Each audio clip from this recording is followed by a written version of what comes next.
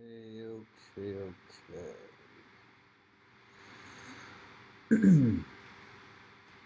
Welcome, everyone, to Sword Lab. Today I am here in my house with my weapons.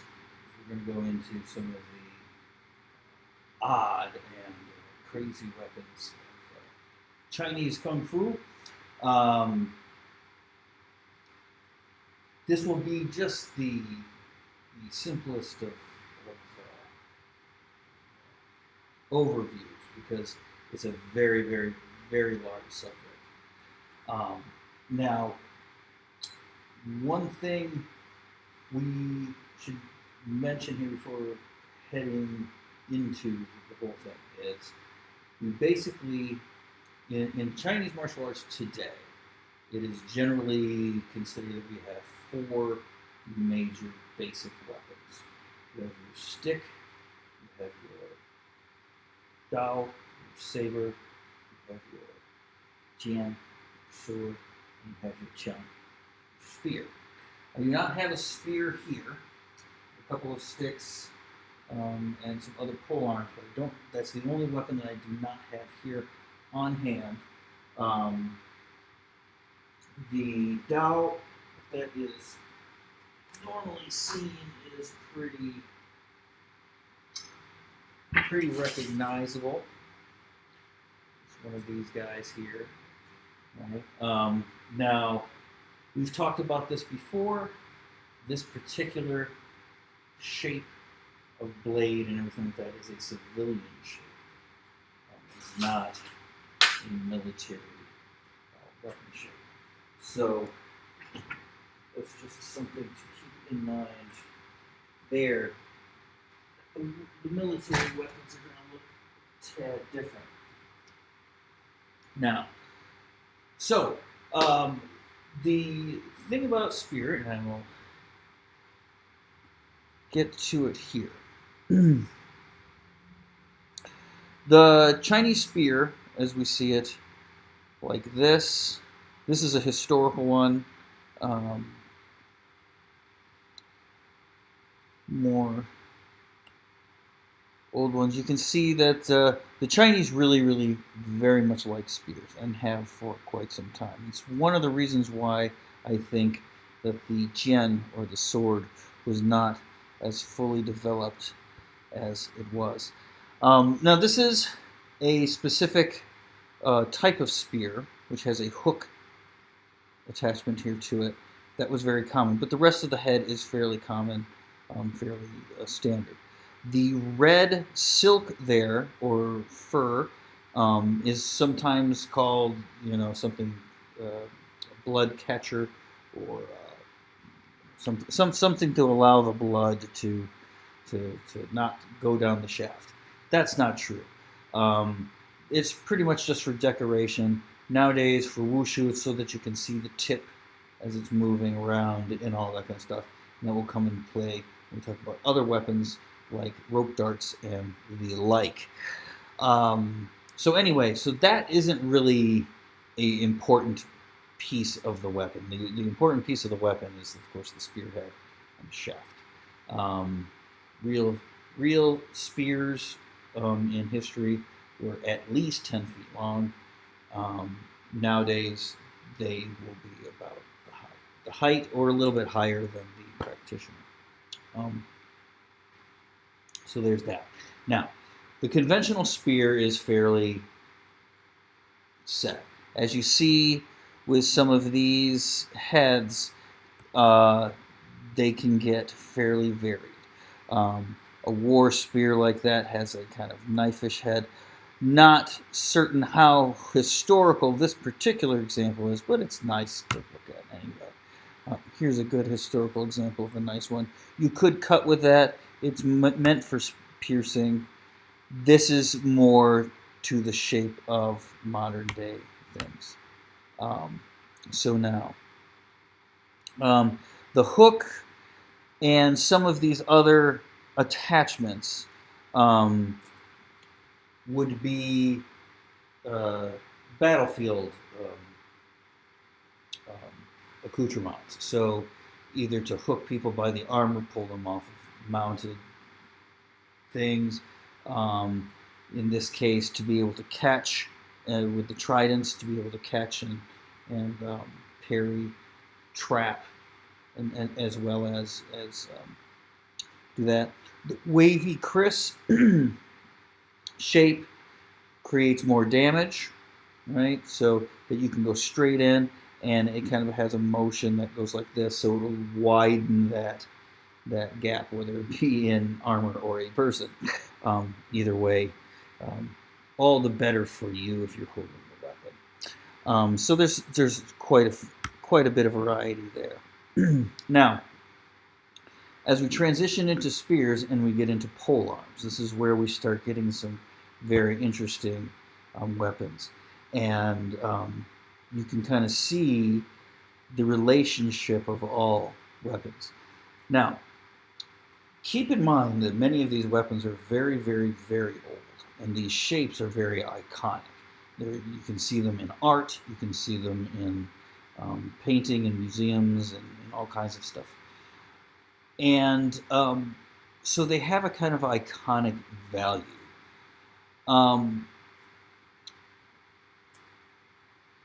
It's unclear where exactly a lot of these shapes come from, because they're used now.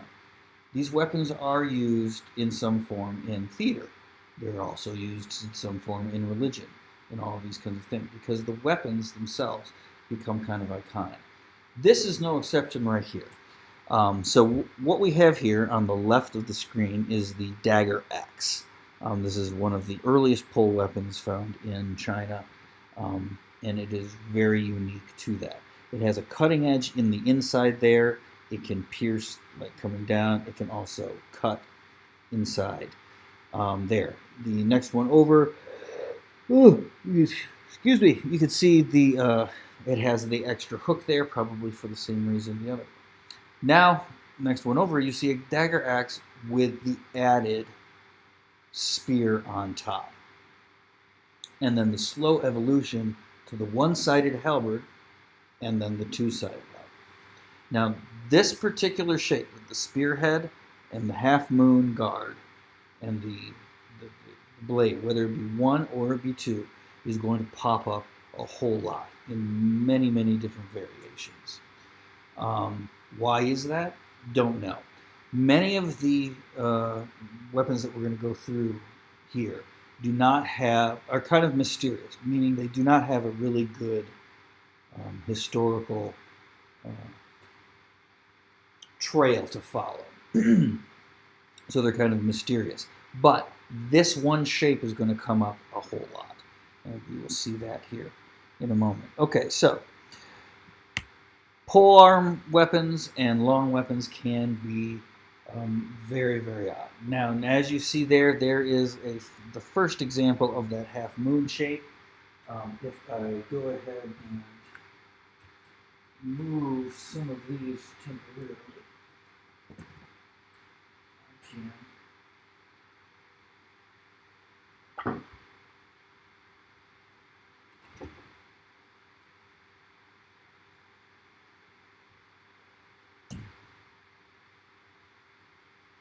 This guy. So, let me come back up to here. Now this is the cicada wing, the heaven and moon knife. Actually, the heaven and moon knife will have larger curved blades here, but it's the same idea. We've got a handle, we've got two of these what appear to be halberd blades acting ostensibly as hand guards here, right, to create this type of thing. Okay, very similar to the weapon in the picture.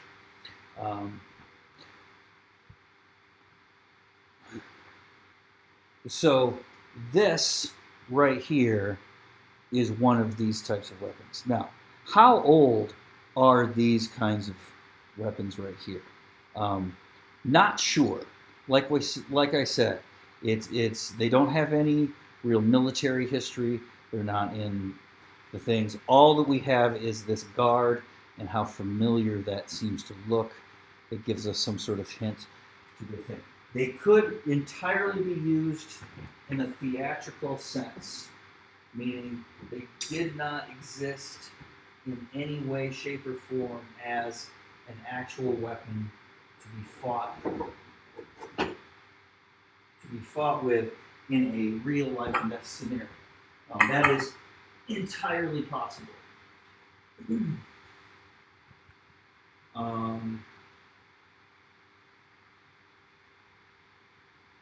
So there you go. So they could very well be just a theatrical kind of thing. Now, the other things here we've got, as far as pull weapons, are more traditional.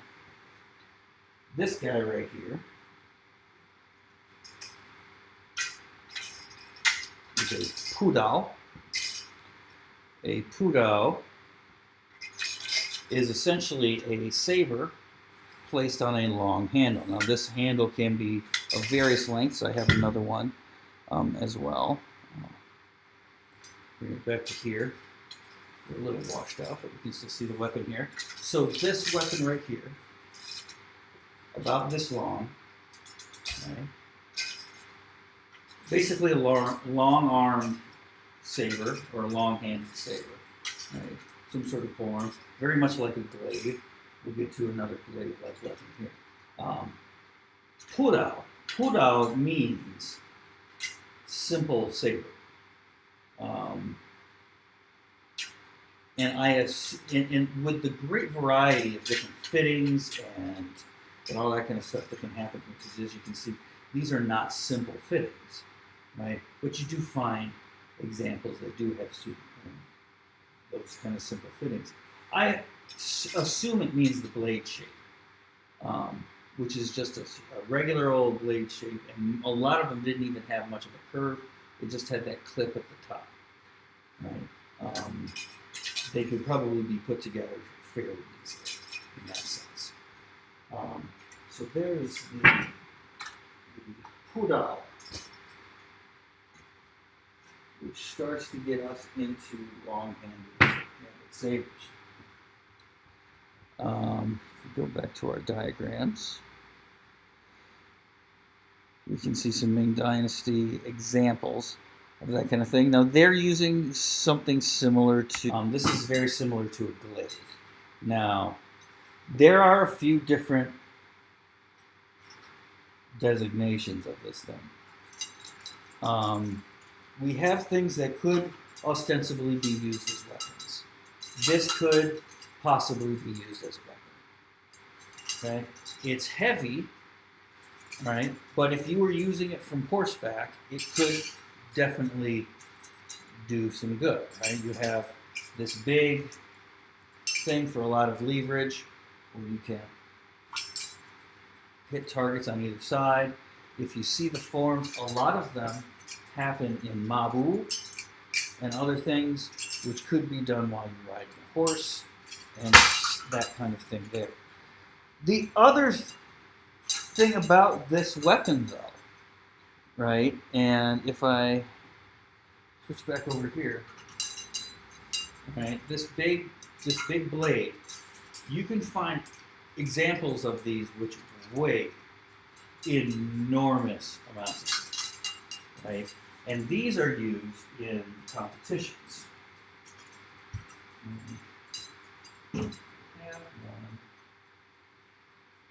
Something queued up here. Oops. Okay.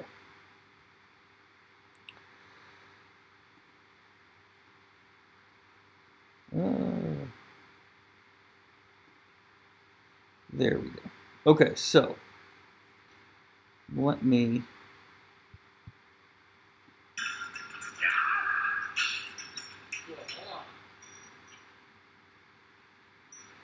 yes, so that weighs 100 kilos, which is 250 plus pounds.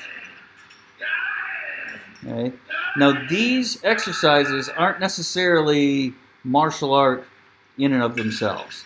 They are strength exercises, and they are to demonstrate somebody's ability to wield a weapon this heavy, how much strength they have, how much finesse they can do, because it's not just a matter of strength to move these things around.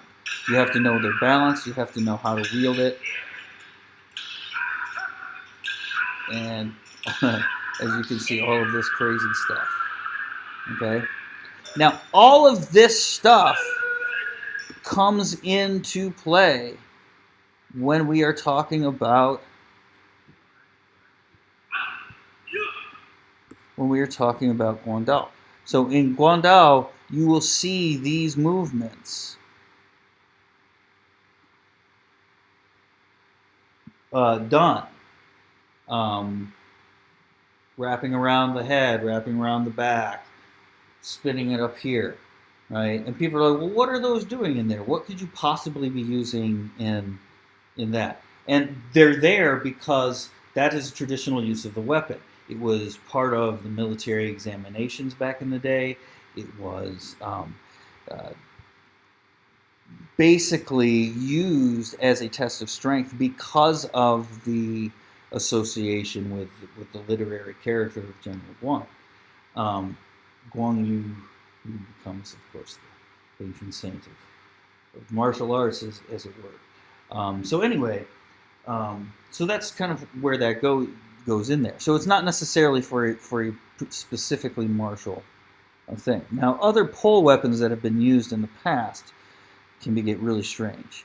This is a weapon called the Lang Shi, which is the wolf brush, and it's essentially a tree, sometimes given little blades on the ends of them to be there. And you would basically put that in front of the enemy while you were in your group, and they would have to like hack their way through it or get through the branches in some way. Meanwhile, your spearmen can just poke them right through those branches there and lay waste to lots of weapons like that. There's a close-up of historical Guangdao. I believe that's actually from Vietnam, though. That's from Peter Decker's site, Mandarin Mansion. Highly recommend going there and checking out some of that.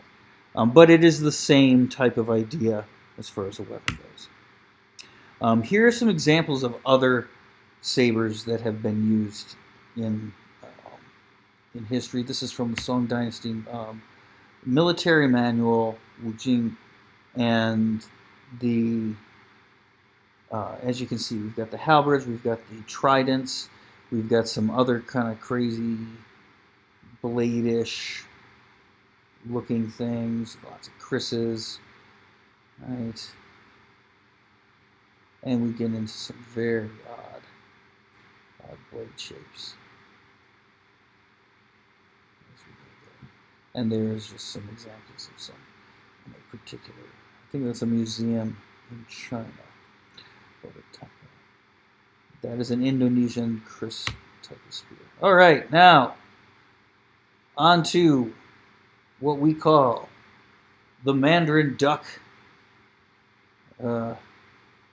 weapons. Paired weapons. Paired weapons get really, really crazy.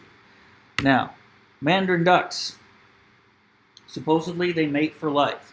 Hence, the idiom in Chinese is when you have a paired set of anything, you can call them Mandarin duck. So, the Mandarin duck axes, Mandarin duck knives, Mandarin duck this, Mandarin duck that.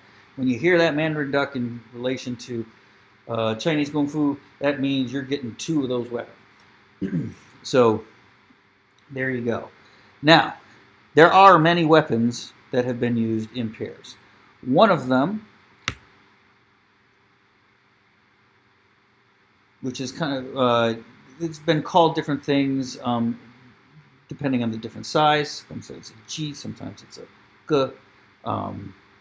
The Bien is also, if they're very long, can be a sword breaker, and then sometimes those are called Bien or whips. Bien shouldn't be really translated as whip, it should be more as riding crop. So that's why a stick is considered a whip.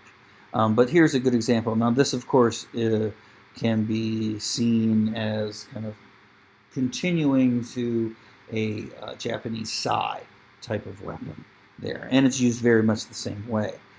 A couple more examples. Now, those have given rise to Wing Chun knives, knives that have this guard, trapping ability. They're used in pairs, that kind of thing. They call them different things. Butterfly knives is not necessarily, it's more of a modern term, but there's many different examples of those types of knives and stuff like that. And a lot of that has come directly from those previous weapons there. Okay, so now we get to here, the deer horn knives, or the buffalo razors, something, whatever you want to call them. Okay, I did a little piece on this on the blog about these guys. They are a very strange phenomenon. Now, we have a few examples of them, some historical. We don't know exactly where they came from. As the name suggests, they might have descended from actual horn weapons, deer horns and other type of horns that were given handles and just used, as you see here. But mostly probably against other weapons. We'll get those later. Okay, so we'll go back here. Now, if we take the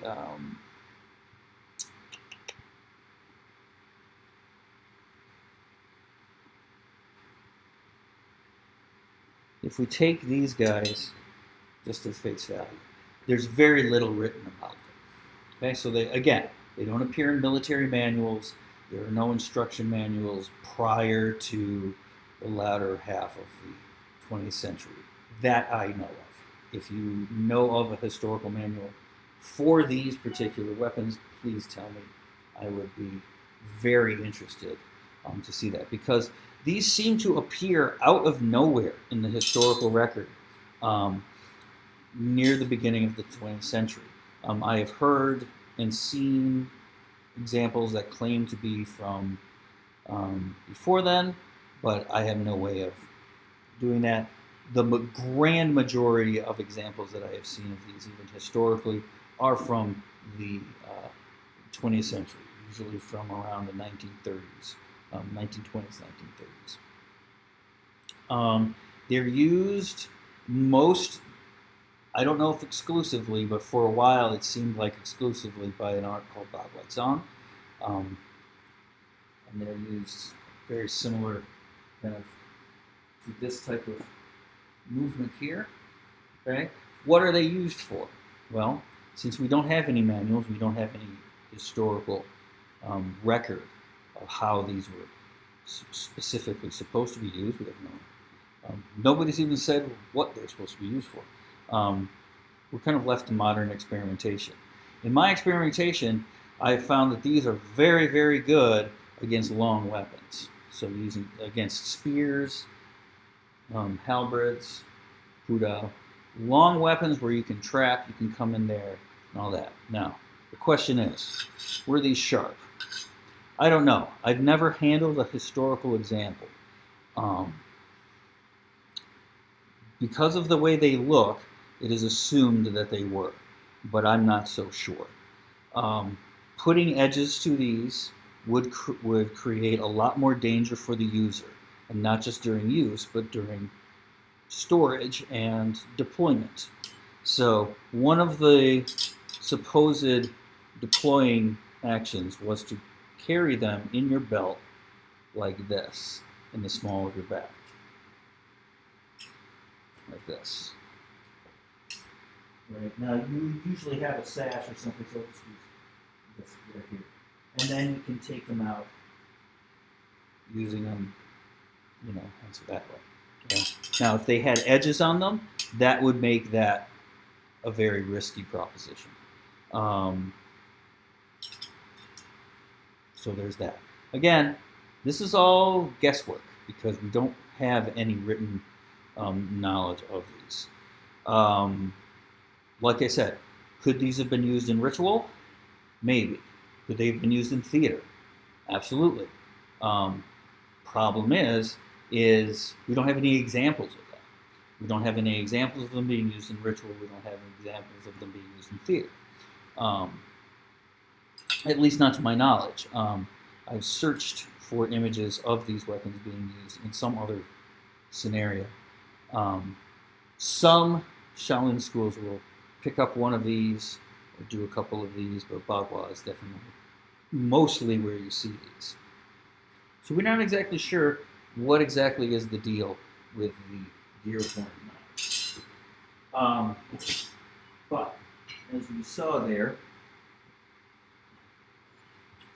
next up in our exploration are these guys, the good old tiger hooks. All right, so historical examples of these do date back to about the 1800s, but we're in very much the same place as with the deer horn knives. They seem to appear relatively late in the game. They're not really announced. They don't appear in manuals. They don't appear in catalogs. They're not considered, that I know of course. Right. Now, they vary in their basic shape. There's a couple of pretty standard historical examples there. Here are a couple of street performers that are using them. So there's that. Now that is another type of weapon which has that same type of guard, but only has spearheads on either side. That is obviously something. And there's a spearhead. We're back to where we started. So we'll go back to here. Okay, so now, again, we have the problem of how do we use these? What are they used for? I don't know. All that. Now, some people say they're supposed to be used against Jen. I haven't had a whole lot of luck with Jen swords and bladed weapons. These guys are rather interesting to use. We have the same questions. Were they sharp? Right? I don't know what the historical examples are. It is said that they are supposed to be sharp on this inner side here, and sharp at least here. I do not know if they're supposed to be sharp on the back, or what have you. Now, they have a nice classical spear/halberd handle, which gives us some idea of where they might have come from. For my money, it could be that people had a halberd, the handle broke off, became shorter, or they somehow hooked it, put it onto a cane, and there. I have seen these that have wooden shafts for the hook part, and then only the metal right here. So again, we are in that gray area. These hooks can be used for hooking weapons, right? That's absolutely true. Okay? You can use these as double weapons just to hit. And here's another little possibility that was brought up to me by somebody who has a little different take on history, which is if these were popular with, say, criminals, they could be designed to fight people who do not have a weapon, as brutal and as unkind as that might seem. But again, without any specific, what have you, technical treatise or designation in some sort of manual, right? You just have what kind of modern people have put together with these. They can be hooked together. You can whip them around on you like that. Yeah, they're very good like that, in that sense. Are they good against another weapon? I don't know. I haven't had a whole lot of luck. Okay, so we've gone through some double weapons, gone through some long-handled weapons. Um, we touched a little bit later, before on oversized weapons, bagua, dao, jam, and all of that stuff. There are weapons that are not really intended as weapons; they're just intended as weightlifting, like the guandao, like the bagua dao. They're just meant to be heavy and give you a challenge in wielding it there. Okay, so now the next category, kind of the last, is something we call soft weapons. Soft weapons. Chains, whips, sectionals. Right? Here we have the sanjigun. And the sanjigun is a excellent weapon when you figure out how to use it. But when you don't know how to use it, it is definitely more dangerous to you than it is to anybody else. These things definitely keep you honest. They are called soft weapons. They do not hit softly. But they are not like hard weapons in that, with like hard weapons, if I just do this with the tip, it just does the same thing. But here, now I have a swing. Right? So sometimes, when I come in, by whipping it back in a circle, that's what I'm going to do with this. Right?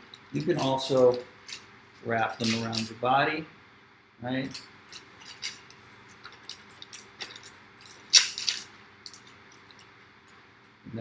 Come through. Here, descendants of nunchucks. Now, this was never an agricultural tool. This was always a weapon, as far as we can tell. So I don't know if nunchucks were actually rice beaters, but there are two section staffs that we have. So there's that. Now, there are also, and this is another weapon that I don't have. I do have them, but I don't have them here. Flails, which is basically just one of these on the end of a longer stick. And those were very popular in the Army for mounted troops and that kind of thing. They were a very, very effective weapon, pretty much the whole world over. And so those will also be considered soft weapons. So we got that. So sanjigun is our first foray into that. 3-section staff. Now we get into our other guys, like our whip chain. So, 9-section whip.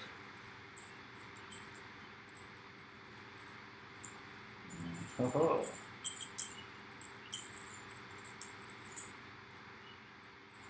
So, 9-section whip. This is a small one. It is a kind of lighter one for wushu. I will say that this is plenty. If you get hit, if you just put like a little bit of a heavier weight on the end of this thing could really mess you up. Now, most of the time, and I have a couple more, but I don't know where I put them.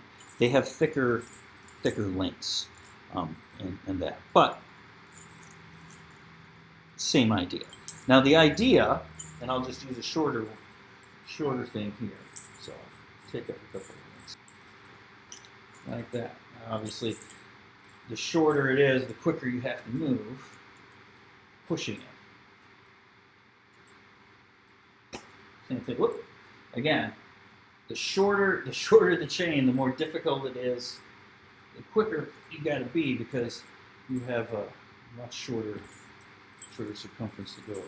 Anyway, so that's your basic whip chain. They come in different lengths: 7 links, 9 links. 9 links is the most popular. They will almost always have a flag, colored flags on the end. This is so that you can keep track of the end because when these start moving, they start moving fast, and you cannot see them. So there's that. Now you can also, I got a little bit of ceiling here, so I can go around here. But by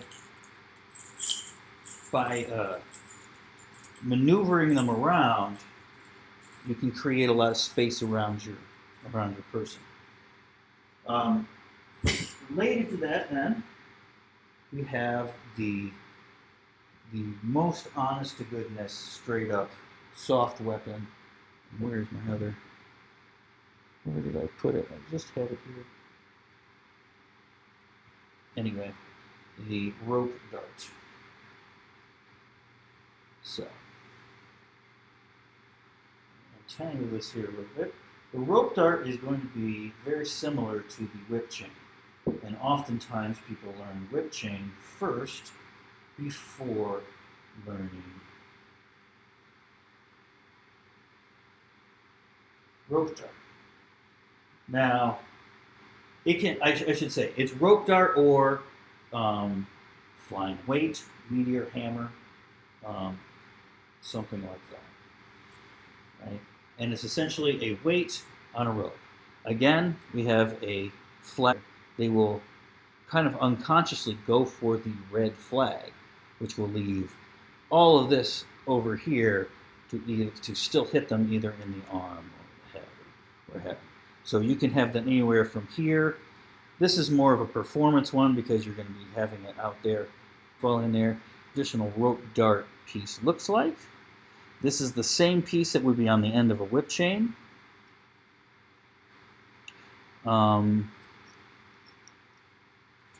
Of any length. So that's a general thing. People have looked at rope darts and said, oh, it's a plumb bob. And yeah, you can go get a plumb bob at your local hardware store, tie a rope to it, voila, you got it. That's what we call an intuitive weapon. So there. Now, generally speaking, the way that we went through this, generally, is we went from military to civilian. This last bit, these weapons are almost entire weapons, improvised weapons in a pinch because something got destroyed or what have you, and that kind of thing. And then down here to these personal things that you can keep on your person with almost zero problem. So I can carry this whip chain around with me in my pocket. Right? And simply reach into my pocket. I have it here. And it's just that easy to deploy. Okay? And really, if I was outside, you could see it's even easier because you just toss it.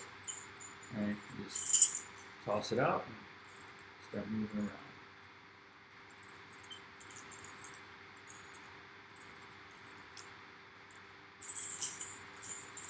So, okay. So that's a little tour of some cool weapons. Looks like we got some interesting things here. Okay.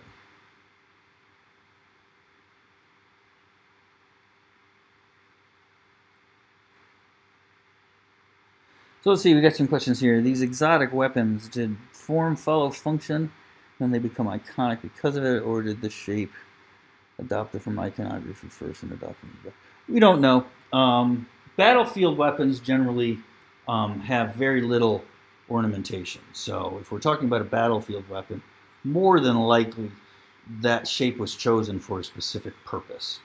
And only in, say, like bearing weapons that they would give to officials and stuff like that for honoring them and stuff like that would have really, terribly ornate stuff over there.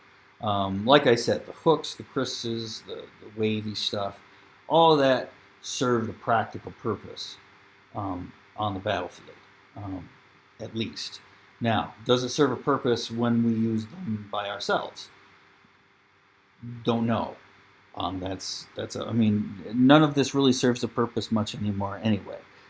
So we're just kind of kicking around, as it were.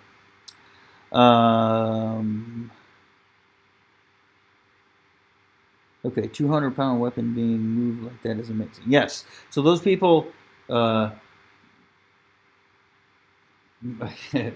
you saw, it took 4 people to bring the thing out onto stage. So just lifting the thing off of the ground to me is a matter of it's something somebody should be very, very proud of.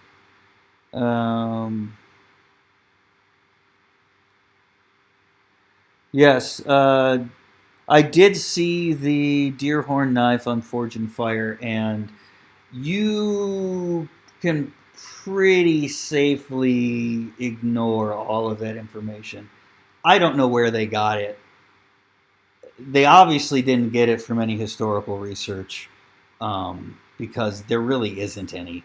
What we know about these weapons is what we make up as modern practitioners.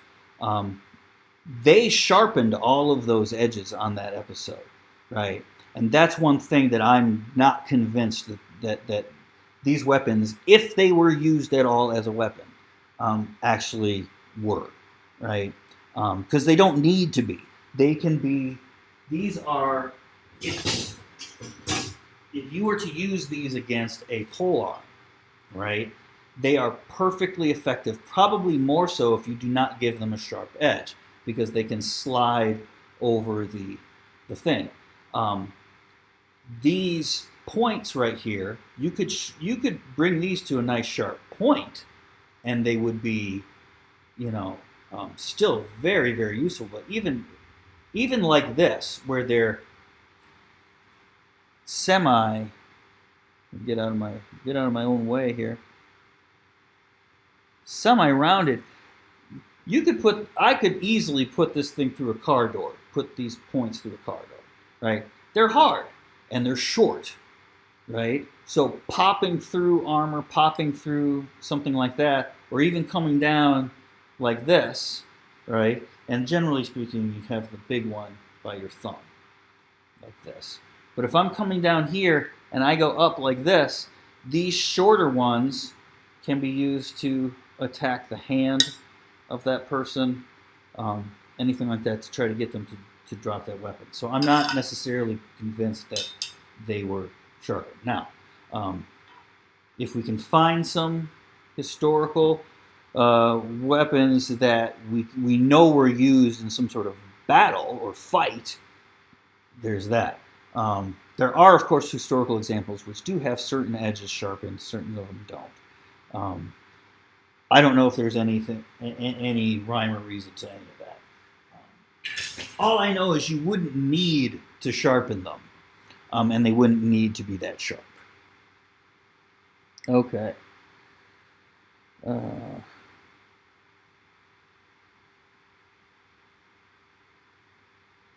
So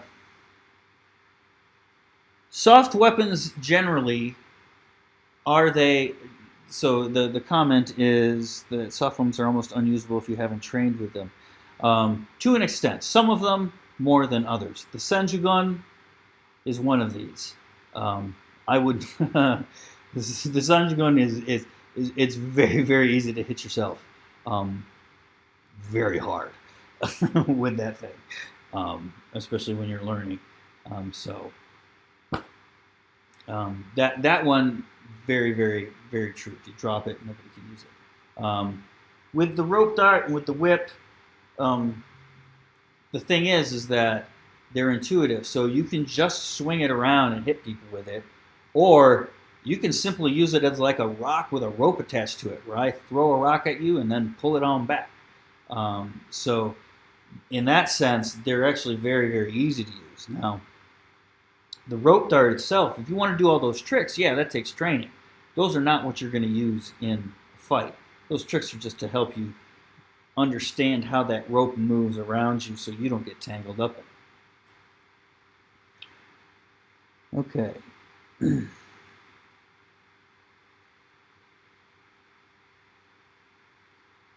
Yeah. So the double meteor hammer, somebody said mentioned there, which is basically a meteor hammer with it here. That's called a um, sun and moon club or weight or what have you. Um, yeah. So there you go. Yeah, I love Forged in Fire. Don't get me wrong. I can't get enough of that show. But their history and their little historical things leave a lot to be desired. Um, it, it seems almost like they just do like a little cursory search on the internet under these terms and just throw the stuff together. But there you go. Yeah, could you use it as a throwing? Because I know that what they did is they sharpened it and they used it as a throwing weapon and stuff like that. And that was pretty funny.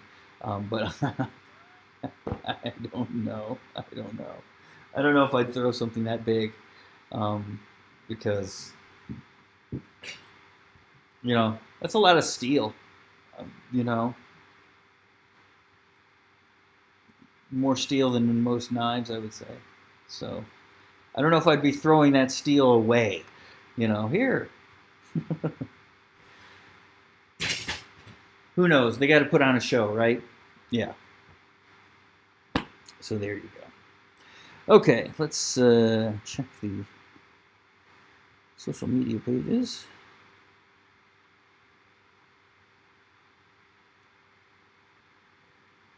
I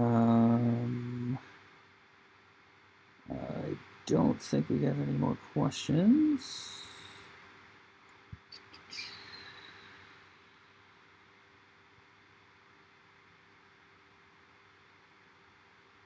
All right.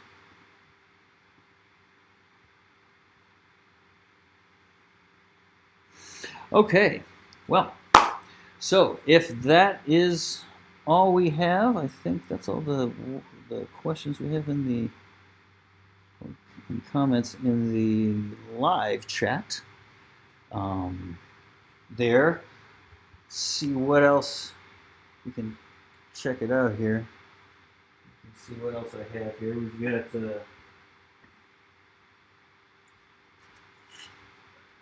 good old double swords.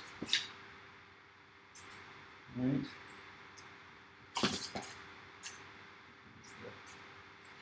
A case of rapiers in the sense of.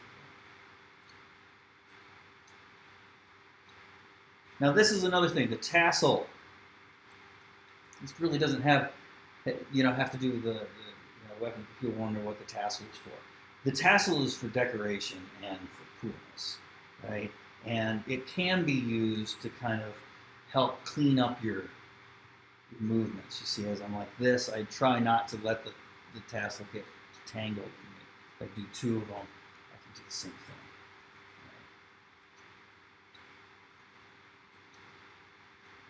Right? So it goes like that. It's hard to get them moving around if you're not moving. So a lot of times it'll be here, and then as you see, it just kind of hang there. So that's really the reason for them. They probably descended from lanyards.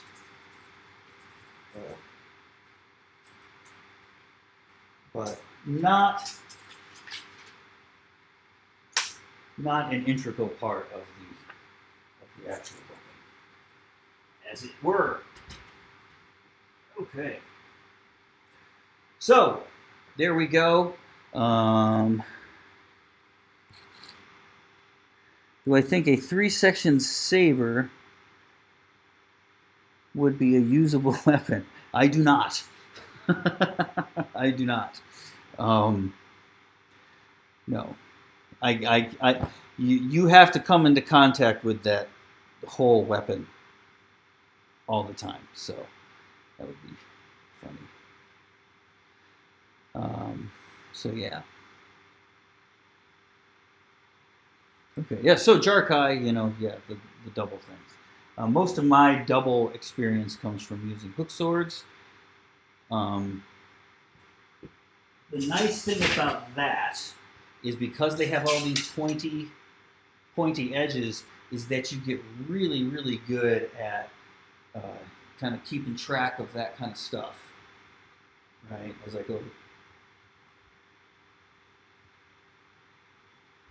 because you don't want to hit yourself. You don't want to do any of that other stuff there. So yeah, saber nunchucks, saber sanjigun.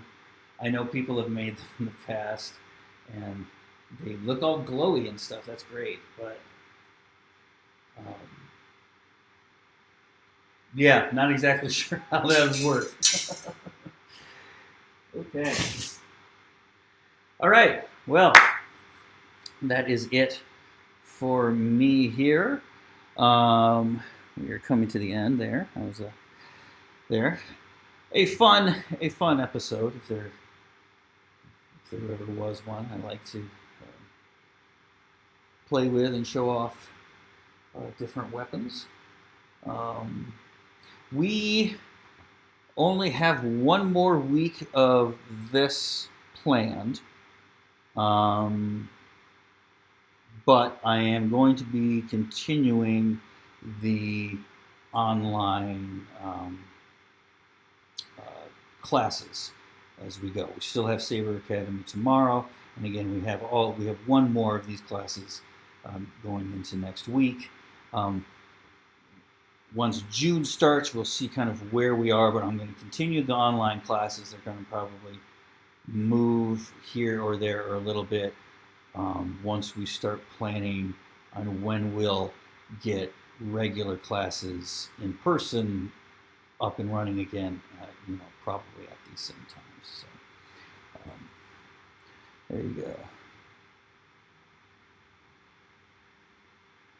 All right. So yes, thank you everybody for tuning in. For all of those who tuned in and got into the chat, all of you tuning in later at a different time. Welcome and thank you for tuning in then. If you want to check out the previous episodes, they're still up and will be up. Like I said, we've got one more week of all of these classes planned, and then we'll see where we're going from there. But hopefully I will see you around for next week. Saber Academy tomorrow, 1:30 p.m. Eastern Time. If you want to stop by then. And other than that, I will bid you adieu for this evening. Everybody stay healthy, stay happy, wash those hands. Patience, practice, perseverance. Happy sabering.